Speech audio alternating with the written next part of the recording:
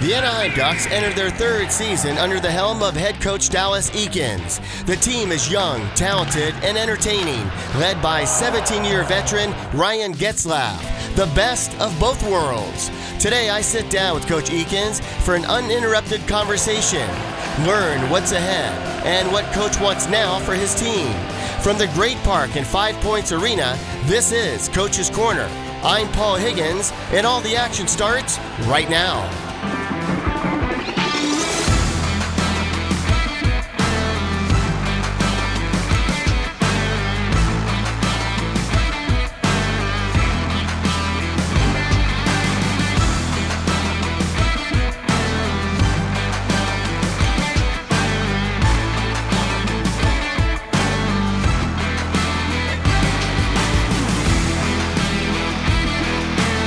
Coach, I always like to start off with something fun, and I know we're going to talk a lot of hockey today, and the kids are out playing hockey, and I know you started playing hockey as a kid, but I want to understand, what are your other outside interests, because you spend a lot of time on a sheet of an ice.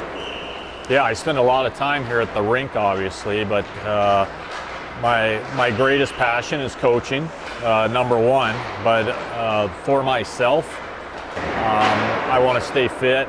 A lot of it's mental fitness for me as well, but I love to get out on my mountain bike. I live right there in Codo, so there's lots of great trails. I love to run. I love to go run those same trails, and I'm an avid cyclist on the roads too. Wow. I do gravitate more to my mountain bike. I gravitate more to running the trails. But every once in a while I'll get out on the roads too on my cycle. You know, that's interesting because a lot of athletes that play professional sports don't continue to be so active. What is it in you that instills that being active still, and you're so busy coaching? Yeah, I'll tell you what happens to athletes, and it's really simple. Like, you've been programmed to eat a certain way your whole career, and at the same time you are training, exercising, all those things. And then when your career comes to an end, you don't train as much and you still eat the same. And that's why you see a lot of times guys maybe not so healthy after they're done. For me, like I said, it's I think I do my best work not in my office, getting organized and thinking about better ways to get to our team or get to our player. I always find the best way is to be out on my bike or out for a run somewhere. Yeah. Everything just becomes much more clear. And like I said before, like there's a lot of talk around mental health these days. And I've just found my niche, and the best way I'm a better husband, the best way I'm a better father, and the best way I'm a better coach is to get out there and make sure I do something every day. That's fantastic. Coach, you'll let me know if a puck's coming, right? I think we're just going to have to take one for the team if it comes now. Well, you grew up in Florida as a young boy, and then you moved to Canada. Do you think if you stayed in Florida and you stayed on the East Coast, would you have still been introduced to the game of hockey? No, I wouldn't. And I've kind of lived two different lives. When I lived in Florida, we lived quite a poor life. Lived in a trailer, backed up to a swamp. I had a little mini bike, gas-powered mini bike, and kind of had free reign to run wherever I wanted. And when I was 8, we moved to Canada, and life kind of changed. But the first thing I realized when I moved to Canada was I saw kids playing road hockey in the street. And not that it was conscious at the time, but subconsciously, I knew I'm going to have to learn that sport to make friends. Yeah. Hockey in Canada is what baseball and football is to us here in the United States. And so that's where my journey started. But if we would have stayed in Florida, I would have been playing football or playing baseball, something along those lines. So, Coach, you mentioned football, baseball, or another sport. What sport do you think it would have been? What sport? I mean, you were such a great athlete. So what sport do you think you could have plugged into? That's a good question. I don't know. I think I was probably more suited to play baseball. I did play that when moved to Canada. That was kind of my summer sport. I'm not going to sit here and say I was great or I was able to play pro. The only reason I ever played 16 years of professional hockey was out of just sheer determination. Yeah. I was never that skilled. I was extremely hardworking. I was extremely fit. Yeah. And kind of do anything to win. So, you know, those other sports are a little bit different. I guess you could go about your way that way in football, but I think I probably would have gravitated more to baseball. Okay. But I'm not sure that I would ever been even close as good as these guys are to play pro. I know that you know about this book called The Outliers, right? That's been out a long time. Do you know about that, the book called Outliers? Yeah. And it talks about the hockey birthdays, the January, February, March. Your birthday's in February. You became a professional hockey player. As an athlete, as a coach, do you find that to be true with the birthdays in the early part of the year because of the cutoff with hockey? Because a lot of prime hockey players, especially in Canada, coming out of that sport, are January, February, March birthdays. Yeah, it is interesting. Like, especially when you're way younger, those kids that have those early birthdays, they're just more developed. They've been alive longer. Yeah. So it is interesting, and I can't remember what the study. Somebody came and did the study on the NHL, right. And there were a lot of those early birthdays where you're able to get the jump. And it's not only physically. I think your confidence level is just always at a high because you're succeeding more, and so that it is an interesting dynamic where those birthdays are. Like I've got two daughters, and they're both in elementary school right now, and it's amazing when I go to their sports or even in school. You know, looking at where their birthdays are compared to some other kids, or maybe a kid got held back a year, started kindergarten a year later. All of that dynamic is very interesting as you move along in sports, and then who makes it to the big leagues and who doesn't. When is their birthdays? One is in August, Yep. and the other one is in very late June. Is there an August 20th, your daughter August 20th by chance? Third, okay, because I had discussion with one of your daughters about her birthday at school. Oh yeah, she'd be the first one to tell you when it is. Yeah. So talking about young people, segue into a young team that you have, and obviously you have fantastic young talent. How do you get set for this season? You're in the midst of what's getting ready to happen for the season. We'll talk about your schedule and your games here in a bit. But the young talent is pretty awesome. And from what I've been reading and what I've been talking to people about is, hey, this team's going to be young, it's going to be fast, and it's going to be entertaining. Yeah, you know what? Our young guys have taken the necessary steps to be full-time NHL players now. And that took a little bit of pain and a little bit of suffering from the group. That's not to discount that, you know, we're really looking for big seasons from our veteran players as well. The one message from me that's going to be, you know, put forth to our younger guys here is that at some point you've got to get fed up with being called a young player. You want to be called an NHL player. You want to be called a game breaker. You want to be called someone who brings something special every day and every night. So we want to get away from that eventually. The reality is, yes, we are in a rebuild. We're kind of right in the middle of it, where you're probably going to see even more young players come into our organization as we continue to rebuild. But the biggest thing with our group of younger guys is, for the most part, they're highly skilled players. Yeah. They are exciting to watch. They can do things with this puck that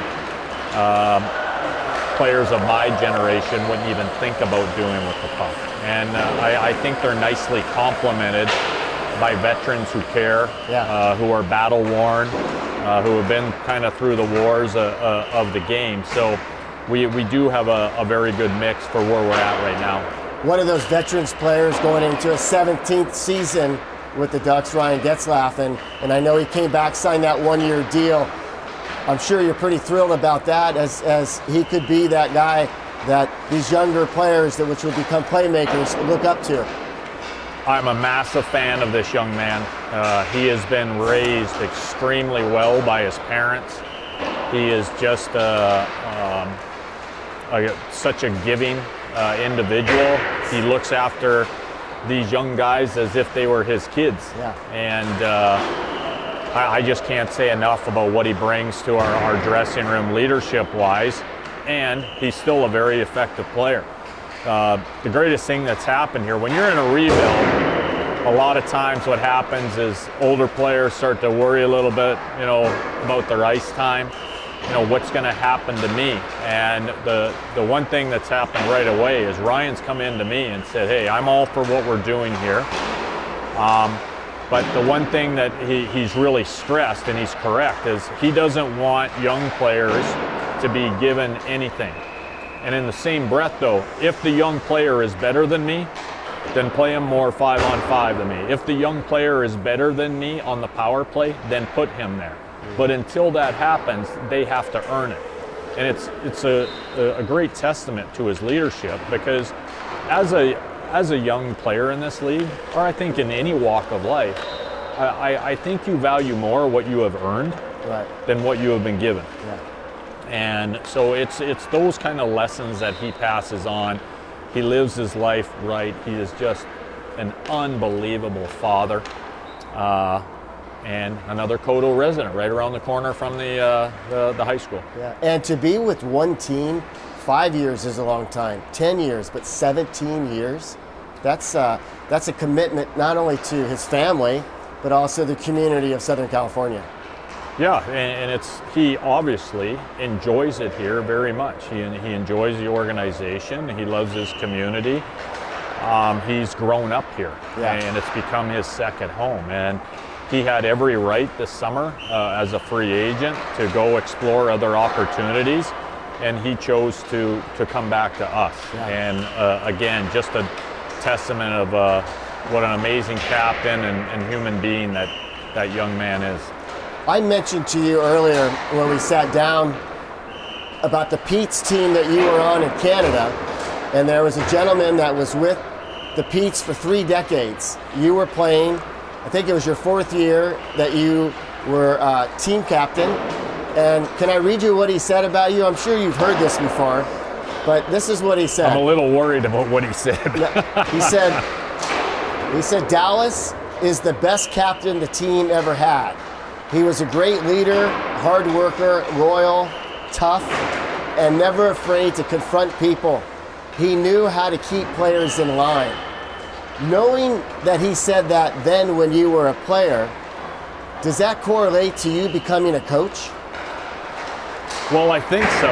And for me, those are very kind words from Jeff. And for the people watching, the Peterborough Petes are a junior hockey team. It's kind of a gateway to the NHL other than college.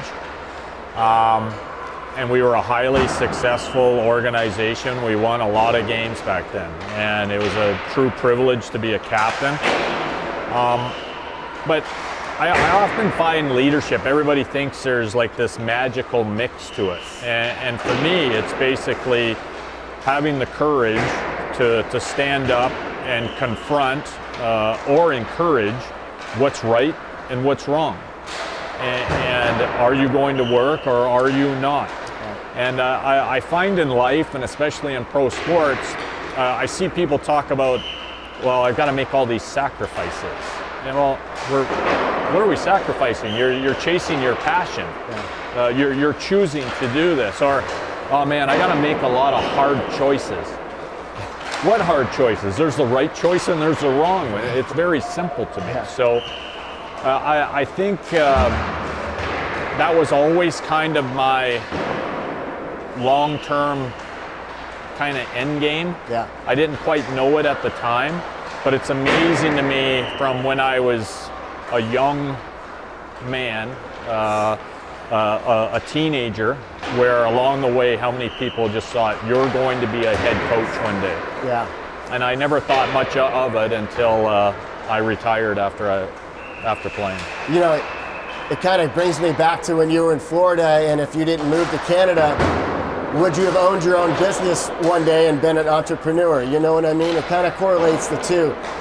And speaking of the young team that you have, when a football team, an owner builds a football team, he builds it around the quarterback, baseball player, pitching, basketball player, maybe the big man in the middle. On a hockey team, who do you build that team around? Is it the goalie? Is it the scorers? In your mind, what's the most successful hockey team and how do they build it from the ground up? Well, there's a number of ways you can go about it, and it's actually quite changed. Like a lot of teams now are just going to like straight offense. You've got to score goals to win. I'm still a big believer. It might be the old school in me. I do. You've got to build your team from the goaltender out. I still believe that the teams that can defend, deny chances, play really hard, good defense are teams that win. Now, in the same breath, there seems to be this thing out there, especially in hockey. I see players say it, and I see it sometimes mentioned in the media where a player will say, well, coach asked me to play better defense, and that's why I'm suffering scoring. Or that team's turned into a very defensive one, and they're giving up on scoring chances. Well, that makes no sense. If you play better defense, you have the puck more. Yeah. And if you have the puck more, you score more. They go hand in hand. Good point.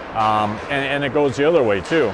If you have the puck more, then the other team doesn't have the puck, and they're not going to score. So again, simplicity is where I'm at all the time. But I am a big believer. We have an excellent goaltender here in John Gibson. We're trying to really solidify our defense and then empower our guys that can score. But we can't be a one-trick pony here. We've got to defend well. We've got to have excellent special teams, and we have to score more goals. Yeah. It's as simple as that. Obviously, Tampa Bay has done a great job, back-to-back champions. The Pacific Division has changed a little bit. The Ducks, the Kings, the Golden Knights, the Sharks, the Flames, the Oilers, the Canucks, and the Seattle Kraken.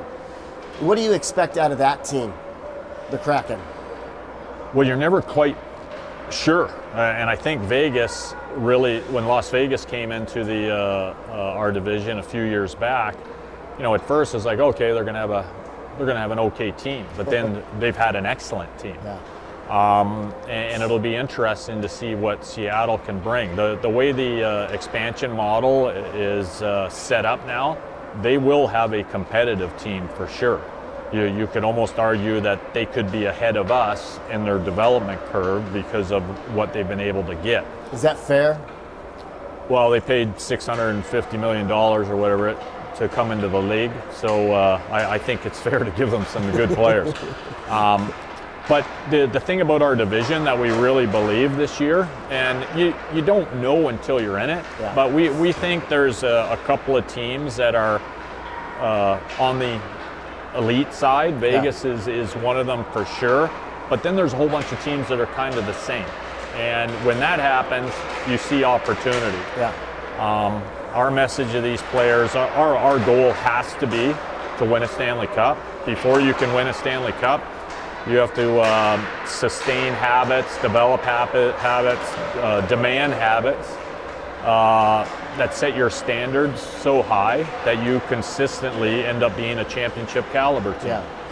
And so that's kind of where we're coming about it this year. But we are in a division right now where anything could happen. Yeah, and I have to mention the Coyotes moved to the Central Division, and I know that obviously your rookies played well. They played well over the summer, and you guys open up play October 13th against the Jets, and then at home, and then October 15th against the Wild, and then you go on the road to Calgary on October 18th. How do you get the excitement coming around Ducks hockey as you get in? Is it the fact that you have a 17-year veteran coming back mixed in with this? If you were doing PR for the team, how do you get the community once again excited and just pushing for Ducks hockey? Well, it's both. I think we really have to promote our captain. Obviously, it's up to him how long he's going to play. But it's no secret that, you know, he signed a one-year extension. This could be his last year, maybe not. and then him being the bridge of bringing along these younger players. Yeah. I think there's some real excitement there. You mentioned our rookies at the rookie tournament. You'd have to look it up, but I'm not sure we've lost a rookie game in regulation since 2016. Wow. So that goes to show, like, we have great prospects coming. They're in the mix. And then the other thing is hopefully with everything that's gone on with COVID and where we're going as a state and as a country, is that we can get fans back in the building. Our players dearly, dearly missed our fans. And you can just look at our home record very quickly and look at our road record, and it is like two different teams. We suffered at home. And so with our captain, the excitement of the young players, the possibility of having our fans back and getting into a season, I think there's lots to be excited about. And the coach, too. Don't worry about the coach, just worry about the players. Tell me about your coaching staff. Well, our staff, we had a full changeover, and it was a terribly hard process at the start, because the coaches that we let go were extremely talented, and both have found new homes very, very quickly, and that just shows their pedigree. The first thing I really wanted checked off was to have another coach on board that had been a head coach in the National Hockey League. A guy that's had the experience, and somebody that has run a successful power play. We were able to get Jeff Ward. Jeff was the head coach of the Calgary Flames the last couple of years. He's got over 25 years experience in the league. He's won a Stanley Cup with the Boston Bruins. Excellent coach. Battle worn and battle tested. Yeah. We need offense, more offense. We hired Newell Brown. Newell was an assistant coach here with the Ducks when they won the Stanley Cup, another Stanley Cup winner. He's been in the league over 25 years as well, so he brings tremendous upside on the offense and experience as well. And like I said before, battle worn, battle tested. Yeah. And then the guy running our D has been a head coach in the American League for a long time, won a Calder Cup there. He was our greatest nemesis when we were coaching in San Diego. He was in the LA organization coaching Ontario. His name's Mike Stothers. And Mike brings a long history of real gritty hockey. He's got a real talent with defensemen, and that'll be his role. So we've added, like right there, over 75 years in pro hockey. We've added a couple Stanley Cups, a minor league championship. So I'm really, really happy where we're at with our staff. That's fantastic. I know the good news, too, with hockey is that it's now back on ESPN after some time. You guys, the Ducks, have 11 national games, 8 on ESPN, 3 on TNT. Does that make any difference with you, the Ducks and the team? Well, yeah, they certainly are bigger games. And for me, I like to treat every game exactly the same. It doesn't matter to me if we're going to play you in our stadium or out in the parking lot. Like, it's going to be on. But I do know there's added excitement from our players when it's on national TV. A lot of guys, parents are going to tune in, a lot of their friends. Basically, all the people who sacrifice their time, their love, and their money for these young men to chase their passion. Right. And I know they do get excited when it's those national games, because they know there's a lot of people watching. Yeah. Coach, I always like to talk about the coach and learn who the coach is. Sometimes I like to finish the way I started with some fun questions. Are you good with this? Yeah, sure. All right. What do you like? Favorite food? My favorite food would probably be watermelon. Watermelon. Yeah. Okay, maybe that's especially cold. Okay. Florida roots, maybe, as a kid? I don't know. Yeah, maybe? Yeah. Okay, all right. I asked this the other day to a coach. Favorite sports movie? Bull Durham. Okay, Bull Durham, a good one, yep. Favorite place to go on a vacation? You travel a lot, but Well, when I used to coach in Edmonton and Toronto, Southern California. So it's, I still feel so privileged and blessed to live here. Like, it's so, it's interesting. Now when we go on vacation, we head up to like Kelowna, British Columbia. Oh, yeah. Wonderful. There or Montana are my two favorite spots. Well, Coach, I know it's going to be several months before you have a vacation. I want to thank you for your time today as you get ready for the season. You've been very generous, very kind. You're a class act. And I know the Ducks know they have something special with you. So thank you for sitting down with me today. Yeah, thank you. And make sure everybody knows that we do our best to get over to the high school and watch as many of the sports as we can. That's a real inspiring place where you work. Yep. And we've gotten to know some of the kids there. They babysat for us. And I just think that's an unbelievable program that you guys have going there. Thank really you. inspiring. Thank you. And good luck this season. All right, thank you. That was awesome.